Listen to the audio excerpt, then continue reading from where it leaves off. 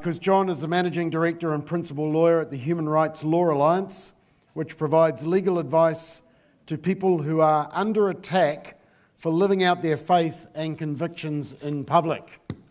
Sound familiar? Let's give a Kiwi welcome to an Aussie, John Steenhof. Actually, sorry, my fault. Can we just play the video to introduce John, or the video anyway? My name is Katrina and I'm from Brisbane in Queensland. I'm married to a wonderful man called Nathan and we have 4 children, 3, 5, 7 and 9. I am a photographer and I have a small home studio as well as travelling outside the studio for some of my shoots. I am a Catholic and it is the most important part of my life.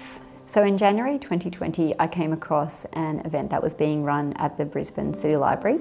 It was targeted to children and it was a drag queen story time. So I shared a comment on my Facebook page with a petition protesting the event from the ACL, and I wrote a comment that said that drag queens are not good role models for children.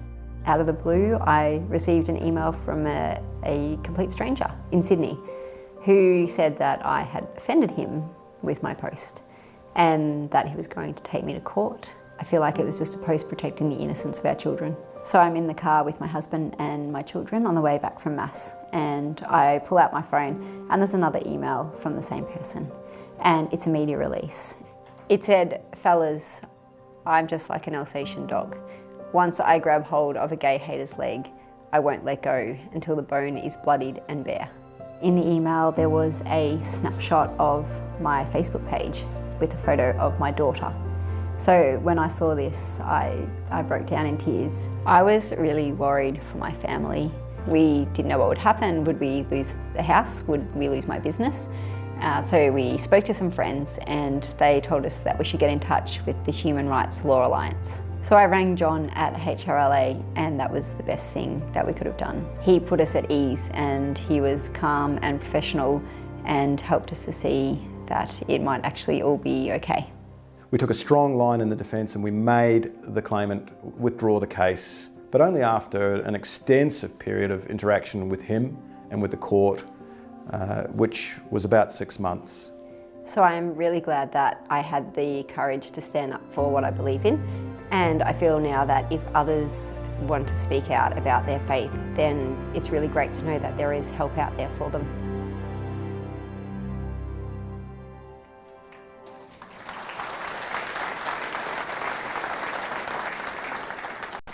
Good afternoon. Katrina's story could increasingly become your story. My name is John Steenhof, and my identity and priority is faith. I'm a Christian. Family, I'm a husband of Lana and father of 6 children. Church, I'm an elder at a Canberra Evangelical Reformed Church. And lastly, and what I'm going to speak about today, is that I am a human rights lawyer based in Canberra, Australia. And I am also a great fan of the King James Bible. So my preferred pronouns are thee, thou, and thine, and I hope that you will respect those. But let me tell you about my work, what I do. I'm the principal lawyer at the Human Rights Law Alliance, and we are Australia's preeminent religious freedom law firm, because we are Australia's only religious freedom law firm.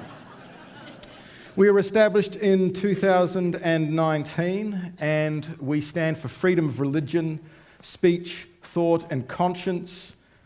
We do a lot of things on behalf of Christians and they are on that list on the slide, but the most important thing we do is run litigation. We want to run the best cases for Christians, using the best lawyers and the best experts to get the best results.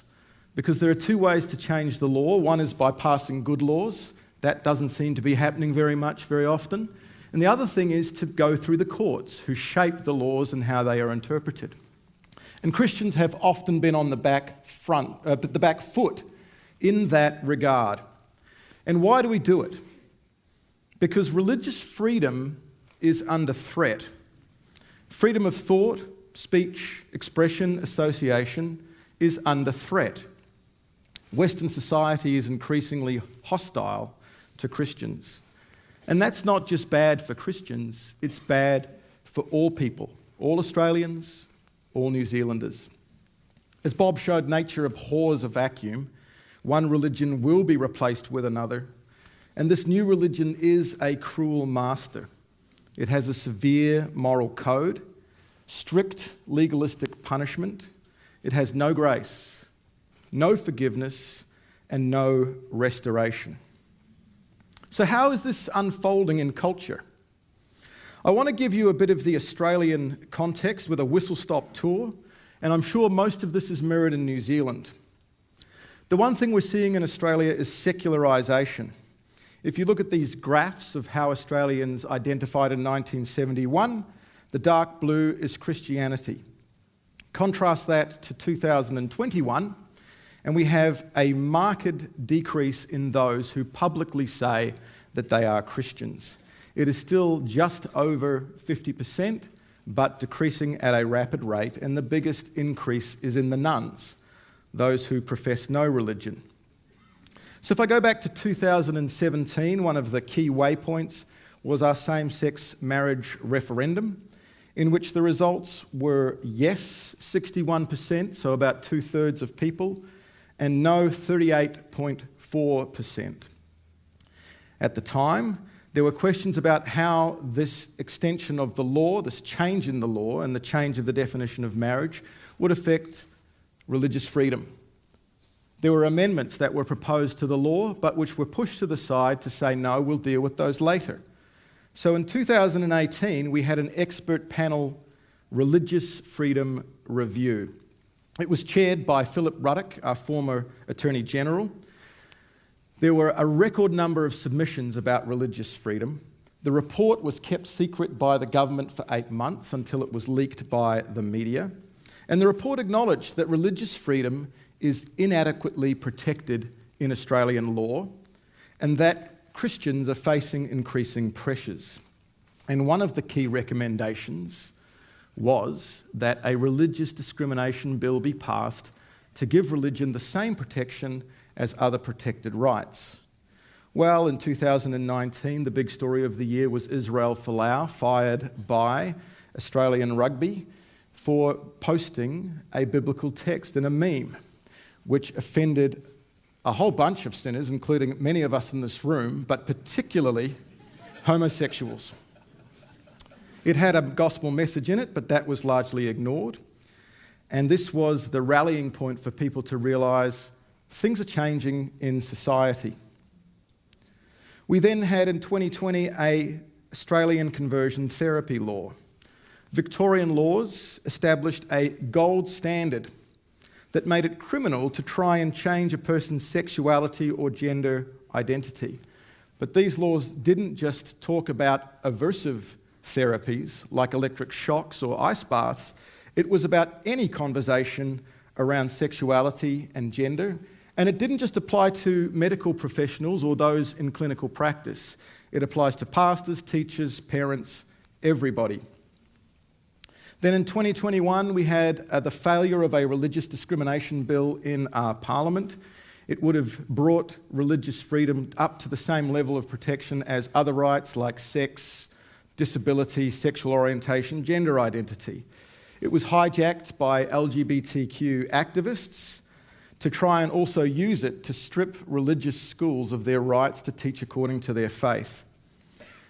2022 saw the election of a progressive Labor Greens government, which is the main source of hostility towards religious freedom and to the legislation of protections.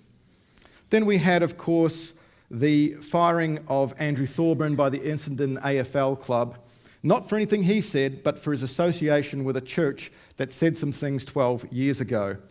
And of course, the Manly Seven, the 7 rugby players who were blindsided with a Pride jersey a week out from comp, even though everyone else knew about it for months. 7 players objected to wearing the jersey for religious reasons. They were allowed not to play, but they were excoriated by the press, social media, and all of the cultural tastemakers.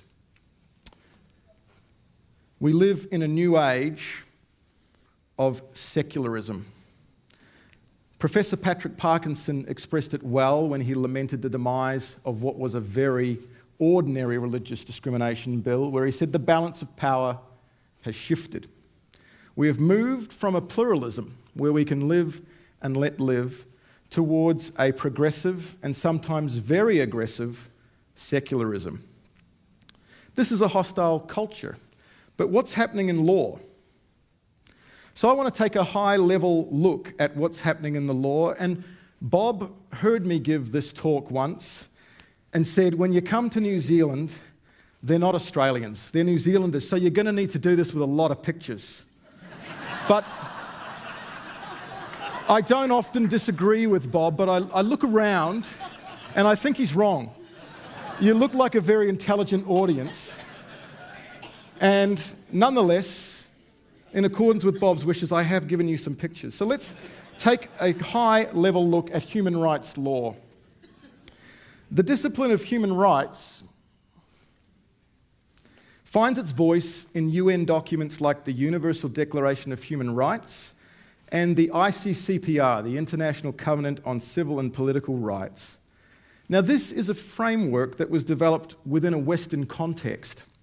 It recognised rights as divinely instituted. In other words, rights come from God. They believe that all of us are created in the image of God with inherent dignity. We have worth. And they are outworkings of a culture that was infused with Christian influence, and they wear that influence very clearly. We have some of the best human rights compliance in the world in the West, and one of the fundamental principles is that all rights are equal. But some rights are still seen as more fundamental and can only be limited in certain circumstances. So rights like life, the right not to be tortured, the right not to be subjected to slavery, and freedom of belief, religious freedom, are put into a category that is fundamental rights. There are other rights too, such as discrimination. But they are at a lower category and can be more easily imposed on in times of hardship or where there are civil reasons to do so. They're still equal rights, but when we look at them, they sit within a network of human rights, which I see on the screen there. It's a framework composing multiple rights: liberty, privacy, family, association, religious freedom, discrimination. But in the West, our implementation has been very patchwork. The result? Certain rights have been given precedence in Western legal systems, and particularly the right against discrimination. So what happens when that right is overly represented in the law? Well, it starts to obscure other rights. So when discrimination protections are given to the exclusion of other rights, we see that we have laws that say you cannot discriminate against people on the basis of sex, race, disability, gender identity, sexuality. But we have to make exemptions, because it's not going to apply to your model railroad club when the chess club thugs try to muscle their way into your territory. So we have rights of freedom of association. And it won't apply when you're hiring your housekeeper. That's a private matter, so we have rights of privacy. And it doesn't apply when you give Billy a bigger piece of cake than Bobby at the dinner table. So we have exemptions for family, and it won't apply when a church worships its God according to its religion, because that is a fundamental right of religious freedom. So the law is shaped as discrimination law with exemptions and carve-outs for these particular rights, and this is a massive problem. Why? Well, it's a flawed framing. You take a fundamental right, religious freedom, and then you repackage it as an exemption from discrimination laws. So what this makes it look like is that people are getting special treatment, that religions are getting treated in a different way and subject to different rules. And then there seems to be an imbalance in the law, where Christians are able to discriminate, but other people are not. what you end up doing is obscuring the fundamental importance of religious freedom, and the result is over-legislation. You have to start making more laws, fiddle with those laws, and the result is the other rights are progressively shrunk over time, and you have an outsized preoccupation with the laws of discrimination. All modern human rights discourse now occurs in this framework. Through this distorted lens, equality rights are in the ascendancy and fundamental freedom rights are on the wane. How are you going with those pictures? Are you keeping up? Good, I've got some more, because how is this reflected in domestic law? We don't have much legislated protection of religious freedom in the West. The fundamental reason why you have religious freedom is because no one has made a law making it illegal.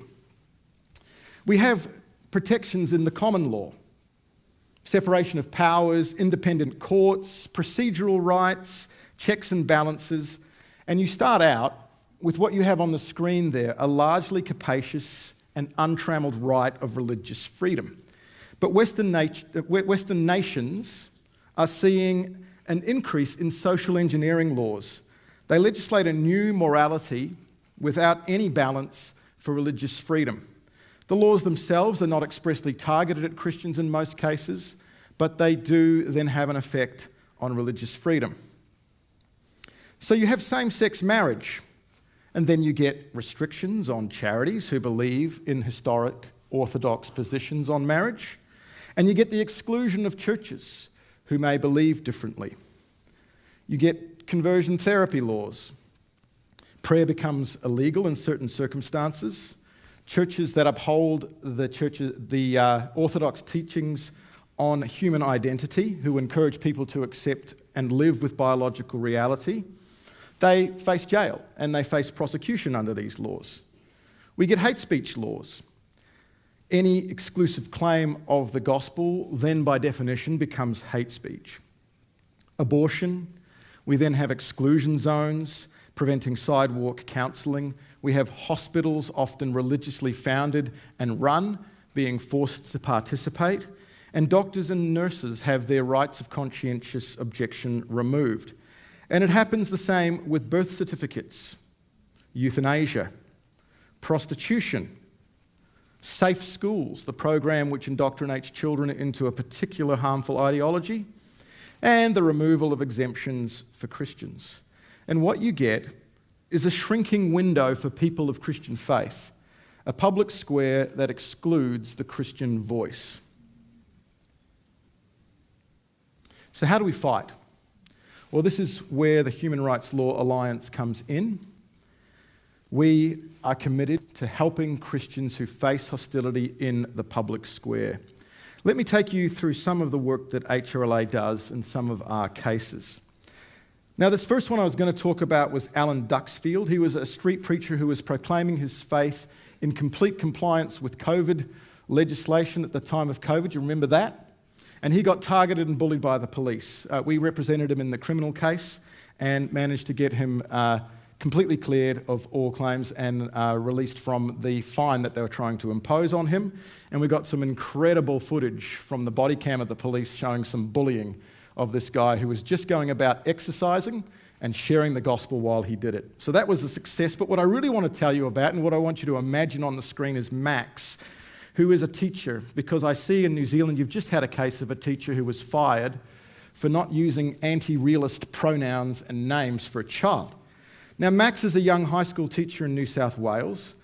In 2021, he turns up to his school and he's told that a girl in his Year 9 math class now identifies as a boy. The school was supporting this deconstruction of reality. As a Christian, Max raised a conscientious objection. He can't lie to a child, and he knows that these things cause irreversible damage.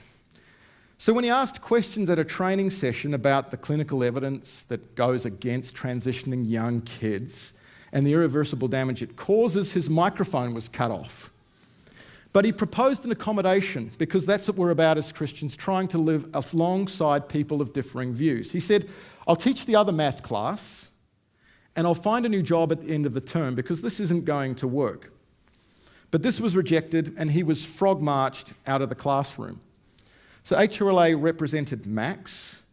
We took an employment claim, and we negotiated a very good settlement that allowed him to keep supporting his family while he found another job. We had the rescinding of his termination so that he was able to be a guy who resigned from his job. It was turned into a resignation.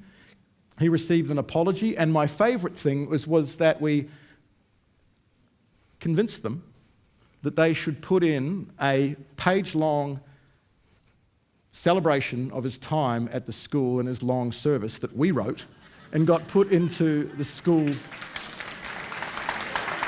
newsletter. So Max is now working at a school that will support his beliefs. He's the head of their PE program. So he went from being a math teacher to being a PE teacher, which is a massive step up and shows that God is truly blessing him. Sorry, any math teachers out there. Hannah's story on the screen is about two Christian ladies enjoying lunch and fellowship in an inner-city cafe. Hannah was with a friend who was visibly autistic and regularly faces condescension despite the fact that she's a brilliant academic and has more degrees than I do. A waiter became concerned when he saw the two of them talking, opening a Bible and praying together. When they went to the counter to pay, the manager accused Hannah of brainwashing and publicly shamed her by escorting her out of the cafe, telling her loudly never to come back again. Now, Hannah could have gone to a Human Rights Commission, and when she came to saw us, we said that is an option. She chose not to. We assisted with a direct mediation with the cafe owners. We secured an apology and a welcome back to the cafe, and rightly so. No one should ever mistake Bible reading or praying as indoctrination or brainwashing. On the screen here is a guest today in the audience, Lyle Shelton, who was the head of our marriage campaign in Australia and has faced immense hostility himself in that capacity. But right now, Lyle's being dragged through a tribunal in Queensland accused of hate speech. Two drag queens have decided that his story saying that drag queens should not be telling stories to children in public libraries was hate speech. He said that this is exposing children to harmful ideology and that it confuses them, and the results and the fruit of this is already evident in the huge increase in numbers presenting at gender clinics with absolute confusion. We had a 3-day trial for Lyle in December. We were able to engage some very prominent expert barrister advice, including from a guy called Tony Morris, KC, who is a master of the field. We are very encouraged by the way that the trial went, and we are hoping to get a result in that in the next 6 months. Court processes are slow, and as you saw with Katrina, the process is the punishment. And for Lyle, this has been going on for over 2 years. But we had a great team, we ran a great case, and it was fantastic to be able to stand alongside Lyle. He truly is a hero of the faith. This is Byron and Kira Hordyke. They are a Western Australian couple. They're everyday Australians who in 2017 were told that they were unsafe to provide temporary foster care to kids under 5. Why? Because of their traditional Christian beliefs about homosexuality. So we helped them to challenge the foster care agency, and we ran a claim in the courts of religious discrimination. The 14-day trial was held in 2021. Again, we had top barristers helping and top experts to run an excellent case. And in 2022, we received a decision from the court and we won. This is a massive win where the courts recognised that religious discrimination occurs. Australian Christians are facing hostility for their faith. It's our first major court victory, and thanks to this, we're now able to help Christians in WA navigate what is often a hostile fostering system and adoption system and get approvals. No Christian should be excluded from providing this service. This is Dr. Jereth Koch. He is a Victorian GP with 13 years' experience. In 2019, he was the target of an anonymous complaint by an activist. Jareth's crime? Religious and conservative social media posts. The regulatory board, the medical board in Victoria, where he lives, used emergency powers to immediately suspend him facing his investigation. That investigation has taken over 4 years. In that time, he has not been able to work. His medical practice has been completely destroyed. Many of his patients who he was caring for are now dead. And he is still sitting, waiting for a tribunal to hear his claim. We're representing him. We're hoping that this will be a decision which will not just be helpful for Jareth, but will ensure that other doctors are not subjected to this kind of cancel culture. He's a good doctor. He does his job well. He's never had a complaint from a patient or another doctor, and yet right now he's fallen offside with the fashionable ideologies of the day, and he's facing punishment for that. Please pray for Jareth. We've got a hearing for him in 3 weeks, and his case is likely to take off next year. This is Dr. Gillian Spencer. Freedom is not important just for Christians, but also for those of no faith who offend the cultural juggernaut. Dr. Spencer is a gender-critical doctor. She is a child psychiatrist with 20 years' experience in Queensland, and she was compelled by the state hospital to practice harmful gender ideology. She has seen the exponential increase over the years in the presentation of children with gender dysphoria, and she's been concerned that the clinical evidence just does not support what is being done to fast-track children along a pathway of psychological deconstruction of reality and medical deconstruction of their bodies. We've just lodged a claim for her of political discrimination, in which we are seeking to open the spotlight and put it on, shining fairly and squarely on what they're doing to our kids in our hospitals. This is not just for her, it's for the kids who are going to be subjected to this kind of treatment going forward and have been subjected to it in the past. I mean, after abortion, this is the biggest human rights issue of our time. These are just some of the cases. I'm conscious of the fact that other speakers have eaten into my time, so that's why I'm proceeding quite quickly, not to ascribe any blame.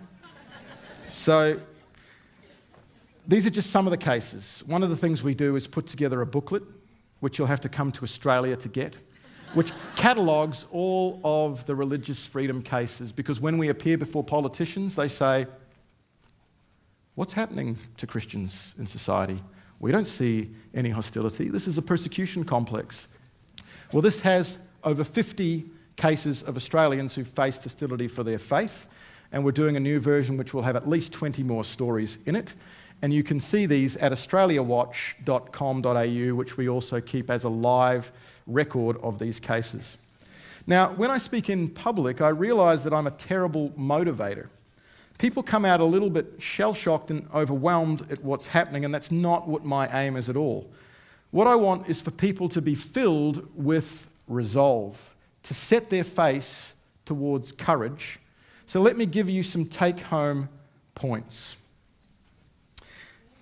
All the best ideas are not mine, they're someone else's. So I'm going to take you to 3 sources. Firstly, this is Stephen McAlpine, an Australian pastor and public theologian, who wrote the Christian Book of the Year a couple of years ago called Being the Bad Guys. A great book that shows you how we must reposition ourselves in our modern culture. And this is what he said in his book. The Christian vision of the good life is no longer viewed as an acceptable framework for flourishing. We are now the bad guys. And that's why, although it is difficult, robust proclamation is the tactic we increasingly need to employ. Robust proclamation. Know what you believe and be confident to speak about it. Don't be a victim. And the other thing is, to robustly proclaim, you need to hear the good news. So join a church, a really good church. Now, I act for people from all walks of the Christian faith and some from none. And people ask me, who seems to bear up best under this hostility when they're in that crucible of the public eye? And they want me to pick a team, right? That the Catholics do really well, the Pentecostals do really well, the Reformed people do really well. It's not that way at all. You know who does well? People who are plugged in and active members of their local church. They do well. People who are on the fringes, they find it really hard. They don't have the support networks, they don't have the community, they don't have the fellowship. So if there's one thing you take away from this, it's join a church, serve in the church, disciple in the church. That's my sermon points.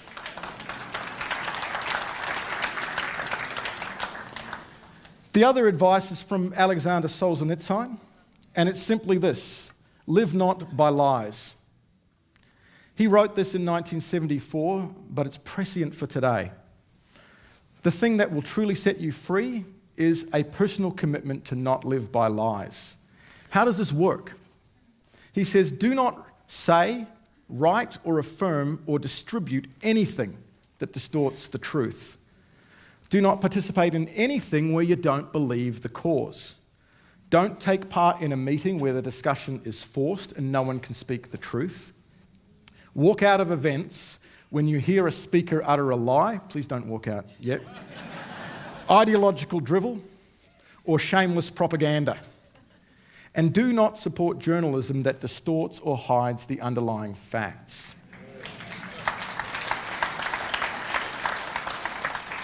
Who can tell me who this is? Do you know who this is? Anyone? Give it a guess. Abraham Kuyper, did someone say? It is Abraham Kuyper. I don't know what they said, but I'm presuming it's Abraham Kuyper. And this is his famous quote. The Dutch Prime Minister, who said, "There is not a square inch in the whole domain of our human existence over which Christ, who is sovereign over all, does not cry, 'Mine.'" That's true. God is sovereign over everything. But what has God given you? Has He given you His whole domain to superintend? Are you called to ensure that all of creation bends in subjection to Christ? No. God has given you a few small square inches. God calls you to show courage in those few small square inches of His domain where He has called you to leadership and to be a disciple. Do not despise the day of small things. So that's my take-home points. Know that you're playing an away game, that we are the bad guys, that you're like an All Blacks supporter turning up to a Wallabies game in Olympic Stadium. We got to mind our P's and Q's. We got to be humble. We got to be winsome, but we've got to be confident. We've got to wear the jersey and not cover it up with a puffer jacket. Don't participate in lies, and show quiet integrity and courage where God has called you. And remember that a law firm will not change Australia, and it won't change New Zealand. The Bible is not about law, it's about gospel. It is only humble, faithful Christians sharing the gospel that's going to change New Zealand. It's not as arrogant moralists or as people who come with a legalistic temperament. It is beggars showing other beggars where to find bread. And the church needs to be woken up. We're keeping the public square open. Use it to proclaim the gospel. To God be the glory. Thank you very much.